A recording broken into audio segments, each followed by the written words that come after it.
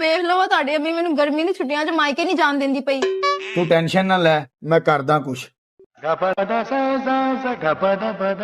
ਬੇਗਮ ਤੂੰ ਆਪਣੀ ਬਹੂ ਨੂੰ ਪੇਕਿਆਂ ਦੇ ਕਿਉਂ ਨਹੀਂ ਜਾਣ ਦਿੰਦੀ?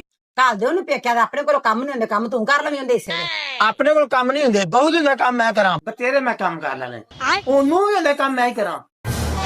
ਅੰਮੀ ਕੀ ਗੱਲ ਹੈ, ਆਲੀਆ ਨਾਲ ਤੇਰੀ ਲੜਾਈ ਹੋਈ ਹੈ? ਕਿਉਂ ਕੀ ਕਹਿੰਦੀ ਏ? ਉਹ ਕਹਿੰਦੀ ਹੈ ਬੁੱਢਲੀ ਮੈਨੂੰ ਕਿਸੇ ਪਾਸੇ ਜਾਣ ਨਹੀਂ ਦਿੰਦੀ, ਜਦੋਂ ਵੇਖੋ ਮੇਰੀ ਛਾਤੀ ਤੇ ਚੜ ਕੇ ਬੈਠੀ ਰਹਿੰਦੀ ਹੈ। ਇਹਨੇ ਤਾਂ ਮੇਰਾ ਜੀਣਾ ਹਰਾਮ ਕੀਤਾ ਹੋਇਆ। ਅੱਛਾ ਇੰਜ ਕਹਿੰਦੀ ਏ? ਚੱਲ ਮੈਂ ਇਹਨੂੰ ਪੁੱਛਣੀ। ਆ ਫੜ ਕੱਪੜੇ, ਚੱਲ ਪੇਕਾਂ ਦਾ ਤੇਰੀ ਬੜੀ ਜ਼ਬਾਨ ਚੱਲਦੀ ਏ। ਆ ਫੜ, ਅਬ ਬਾਲ ਵੀ ਆਪਦੇ ਲੈ ਜਾ, ਜਦੋਂ ਠੀਕ ਹੋ ਗਿਆ ਹੀ ਨਾ ਤੇ ਆ ਜਾਵੀਂ ਵਾਪਸ। ਚੱਲ ਨਿਕਲਦੀ ਹੋ, ਚੱਲ ਨਿਕਲਦੀ ਹੋ। ਜ਼ੁਬਾਨ ਤੇਰੀ ਕੁਝ ਜ਼ਿਆਦਾ ਹੀ ਚੱਲਦੀ ਹੈ। ਤੇਰੀ ਜ਼ੁਬਾਨ ਠੀਕ ਹੋਵੇ ਤੇ ਫਿਰ ਮੇਰੇ ਘਰ ਆਉਣਾ ਹੀ।